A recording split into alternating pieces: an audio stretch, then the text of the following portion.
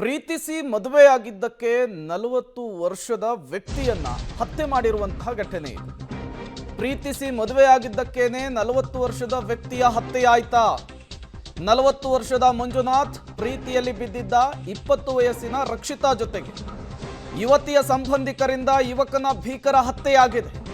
ಮೃತ ಮಂಜುನಾಥ್ ಯುವತಿ ರಕ್ಷಿತಾ ಆಡಿಯೋ ಸಂಭಾಷಣೆ ವೈರಲ್ ಆಗಿದೆ. ಚಿತ್ರದುರ್ಗ ತಾಲೂಕಿನ ಕೋಣನೂರು ಗ್ರಾಮದಲ್ಲಿ ನಡೆದಿರುವಂತಹ ಘಟನೆ ಇದು. ನನಗೆ ನೀನು ಬೇಕು ಅಂಥೇಳಿ ರಕ್ಷಿತಾ ಮಾತನಾಡಿರುವಂತಹ ಆಡಿಯೋ, ನಾನು ನಿನಗೆ ಸಿಗಲ್ಲ ಅಂಥೇಳಿ 40 ವರ್ಷದ ಮಂಜುನಾಥ್ ಆಡಿಯೋದಲ್ಲಿ ಮಾತನಾಡಿದ್ದಾರೆ. ಅಂಥವರು ಯಾರೂ ನನಗೆ ಬೇಡ ಅನ್ನುವಂತಹ ವಿಚಾರಗಳೆಲ್ಲ ಪ್ರಸ್ತಾಪ ಆಗಿದೆ. ಸಿಗಲ್ಲ ನಿನಗೆ. ಯಾಕೆ ಸಿಗಲ್ಲ? ನೀನ್ ಬೇಕು. ಸರಿನಮ್ಮ, ನೀನೇ ಬೇಕು ಅಂತಿದೀಯಾ? ಏನ್ ಮಾಡ್ಲಿ ನಾನೀಗ? ಕರ್ಕೊಂಡೋಗ್ ಬಾ, ನನ್ಗೆ ಇಲ್ಲಿ ಇರಾಕ್ ಆಗ್ತಿದೆ. ಇಲ್ಲಲ್ಲೇ ಕ್ಷಣ ಇರಕ್ಕಾಗಲ್ಲ, ಬಾ ಹೋಗೋಣ. ಅಲ್ಲಮ್ಮ, ನಾನ್ ಮಾಡಿರೋದೆಲ್ಲ ಗೊತ್ತಲ್ಲಮ್ಮ ನಿನಗೆ. ಅಷ್ಟು ಅದ್ ಗೊತ್ತಿದ್ರೆ ನಾನೇ ಬೇಕು ಅಂತೀಯಲ್ಲ. ನೀನೇ ಬೇಕು. ಎಲ್ಲ ಊರಾಗೆಲ್ಲ ಚೂ ಅಂತ ಉಗಳಿದ್ರುವ ನಿನಗೆ ನಾನೇ ಬೇಕಾತಲ್ಲ. ಯಾಕೆ? ನನಗ್ ನೀನ್ ಬೇಕು. ಜನ ಸಾವಿರ ಮಾತಾಡ್ಲಿ ಬಿಡು. ನಾನು ಅನ್ಭವಿಸಿರೋದೇ ಸಾಕು. ಇನ್ನೂ ನಾನು ದಿನ ಜೈಲಲ್ಲಿ ಐತೀನಿ ಕೇಸ್. ನೀನ್ ಇಲ್ಲ ಅಂದ್ರೆ ದೇವ್ರ ಹಣೆಗೆ ನಮ್ಗೆ ಗೊತ್ತಿಲ್ಲ. ಜನ ಇದಾರೆ, ನಾನ್ ನೋಡಿದ್ರೆ ಇರೋದು. ಏನ್ ಮಾಡ್ಲಿ ಬಾ, ನಾನ್ ಇದೀನಿ. ಸತ್ತೋಗ್ಬಿಡ್ತೀನಿ, ಏನಾರ ಕೊಡ್ತೀನಿ. ಆ ತರ ಎಲ್ಲ ಮಾಡಕ್ ಹೋಗ್ಬೇಡ ಮತ್ತೆ. ನನಗ್ ನೀನ್ ಬೇಕಾರ. ಸಿಗಲ್ಲ ನಿನಗೆ. 40 ವರ್ಷದ ವ್ಯಕ್ತಿ 20 ವರ್ಷದ ಯುವತಿಯನ್ನ ಪ್ರೀತಿಸ್ತಾ ಇದ್ದ. ಇದೇ ವಿಚಾರ ಮನೆಯವರಿಗೆ ಗೊತ್ತಾಗಿ ಹತ್ಯೆ ಆಗಿದೆ ಅನ್ನುವಂತಹ ಆರೋಪ ಕೇಳಿ ಬರ್ತಾ ಇರುವಂಥದ್ದು. 40 ವರ್ಷದ ಮಂಜುನಾಥ್ 20 ವರ್ಷದ ರಕ್ಷಿತಾ ನಡುವೆ ಆಗಿರುವಂತಹ ಕಾನ್ವರ್ಜೇಷನ್ನ ಆಡಿಯೋ ಒಂದು ವೈರಲ್ ಆಗಿರುವಂಥದ್ದು. ಅದರಲ್ಲಿ ರಕ್ಷಿತಾ ಮಂಜುನಾಥ ನೀನೇ ಬೇಕು ಅಂತ ಹೇಳ್ತಾ ಇದ್ದಾರೆ. ಬಟ್ ಮಂಜುನಾಥ್ ಅದಕ್ಕೂ ಒಪ್ಕೋತಾ ಇಲ್ಲ. 3 ತಿಂಗಳ ಮುಂಚೆ ಆ ಹುಡುಗಿ ಬಂದು ಮನೆಯಲ್ಲಿರಿದಾಗ ರಾತ್ರಿ 12 ಗಂಟೆಗೆ ಬಂದು ಇವ್ರನ್ನ ಎಬ್ಬರಿಸ್ಕೊಂಡು ಕರ್ಕೊಂಡು ಹೋಗಿದ್ಲು. ಆ ಹುಡುಗಿಗೂ ಏಜು 29 3 ತಿಂಗಳಾಗಿದೆ. ಇವನಿಗೆ 38 ವರ್ಷ ಇರ್ಬೋದು. ಕರ್ಕೊಂಡು ಹೋಗಿದ್ರು. ಹೋದ ಮೇಲೆ ಏನಾಯಿತು, ಅವರು ನಮಗೆ ಹೋಗಿ 2 ದಿನದಲ್ಲಿ ನಮಗೆ ಗೊತ್ತಾದ ಮೇಲೆ ಏನಾಯಿತು, ನಾವು ಅವರು ಭರಮಸಾಗರ ಸ್ಟೇಷನಲ್ಲಿ ಕಂಪ್ಲೇಂಟ್ ಮಾಡಿದ್ದಾರೆ, ಮಿಸ್ಸಿಂಗ್ ಕೇಸಿಂಗ್ ಹುಡುಗಿದು ಅಂತ ಹೇಳಿದರು. ಆಮೇಲೆ ನಾವು ಇವ್ರದ್ದು ಹೇಳಿದರೆ ಇವ್ರು ಕರೆಸಿಬಿಟ್ಟು ಈಗ SB ಆಫೀಸಿಗೆ ಕರೆಸಿಬಿಟ್ಟು ಇಲ್ಲಿಂದ ಇದು ಮಾಡ್ಕೊಂಡು ಕಳ್ಸೋಣ ಅಂತ ಇದು ಮಾಡಿದ್ವಿ. ಅವತ್ತು SB ನಮ್ಮ ಅಮ್ಮಗೆ ಹೊಡೆದವ್ರಿಗೆ ಶಿಕ್ಷೆ ಆಗಲೇಬೇಕು. ಅವ್ರಿಗೆ ನೀವು ಏನು ನ್ಯಾಯ ಕೊಡಿಸ್ತೀರೋ ನೀವು ಕೊಡಿಸ್ಲೇಬೇಕು ನಮಗೆ ಅಂತ. ಯಾಕೆ ಕೊಡಿದ್ರು ಅಂದರೆ ಅವಳು ಎದುರಿಸಿ ಕರ್ಕೊಂಡು ಹೋಗಿದ್ಲು ನಮ್ಮ ಅಣ್ಣನ.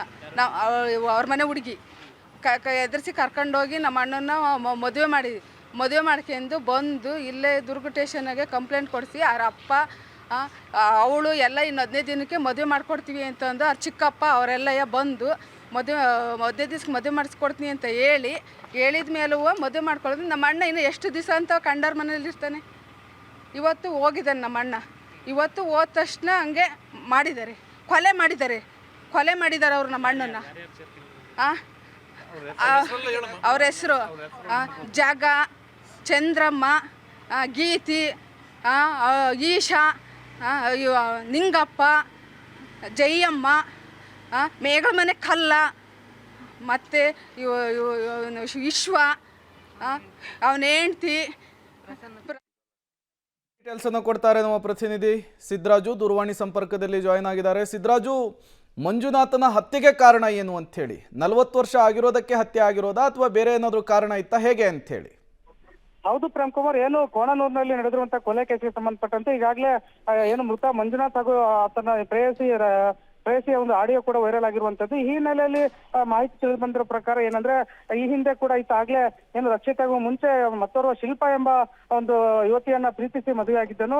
ಆದ್ರೆ ಆಕೆಯ ಇಲ್ಲ ಒಂದ್ ಕಡೆ ಪ್ರೀತಿಸಿ ಮದುವೆಯಾಗಿ ಮತ್ತೆ ವಂಚಿಸಿದ್ದೆ ಎಂಬ ಆರೋಪ ಕೂಡ ಕೇಳಿ ಬಂದಿತ್ತು. ಈ ಹಿನ್ನೆಲೆಯಲ್ಲಿ ಸುಮಾರು ಒಂದು ಕೆಲವು ತಿಂಗಳುಗಳ ಕಾಲ ಅವರಿಬ್ಬರು ಕೂಡ ಸಪರೇಟ್ ಆಗಿ ಜೀವನ ಮಾಡ್ತಿದ್ರು. ಬಳಿಕ ಮನನೊಂದಂತ ಏನು ಶಿಲ್ಪ ಎಂಬ ಯುವತಿ ನೇಣಿಗೆ ಶರಣಾಗಿದ್ರು. ಈ ಕೇಸಲ್ಲಿ ಆತ ಜೈಲಿಗೆ ತೆರಳಿದ್ದನು. ಹೀಗಾಗಿ ಜೈಲಿನಿಂದ ಮರಳಿ ಬಂದಂತ ಬಳಿಕ ಈಗ ಈ ಯುವತಿಯನ್ನು ಕೂಡ ಪ್ರೀತಿಸಿ ಮದುವೆ ಆಗಿದ್ದು. ಹೀಗಾಗಿ ಒಂದು ರಕ್ಷಿತಾ ಅವರ ಕುಟುಂಬಸ್ಥರು ಈ ಒಂದು ಮದುವೆಗೆ ವಿರೋಧ ವ್ಯಕ್ತಪಡಿಸಿದ್ರು. ಬಳಿಕ ಈ ಒಂದು ಮದುವೆಗೆ ಸಂಬಂಧಪಟ್ಟಂತೆ ರಾಜಿ ಸಂಧಾನ ಕೂಡ ಪೊಲೀಸ್ ಠಾಣೆ ಮೆಟ್ಟಿಲಿರುತ್ತೆ. ಈ ಸಂದರ್ಭದಲ್ಲಿ ಇಬ್ಬರನ್ನು ಕೂಡ ಬೇರ್ಪಡಿಸಿ ನಾವು ಶೀಘ್ರದಲ್ಲೇ ಒಂದು ಮದುವೆಯನ್ನು ಆಯೋಜಿಸಿ ಎಲ್ಲ ಕುಟುಂಬಸ್ಥರು ಒಟ್ಟಾಗಿ ಮದುವೆ ಮಾಡ್ಕೊಡ್ತೀವಿ ಎಂಬ ಭರವಸೆ ನೀಡಿದ್ರು.